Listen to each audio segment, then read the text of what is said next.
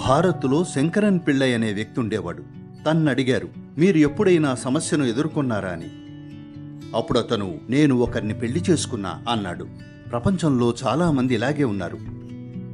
వాళ్ళు చదువుకోకపోతే ఒక సమస్య, వాళ్ళని స్కూలుకి పంపిస్తే అది మరింత సమస్య, డబ్బు లేకపోతే ఒక సమస్య, డబ్బు ఉంటే పన్నులతో సమస్య, పెళ్లి కాకపోతే ఒక సమస్య, పెళ్ళైతే అది ఇంకా పెద్ద సమస్య. ఇలా ఏదో ఒకటి ఉంటూనే ఉంటుంది.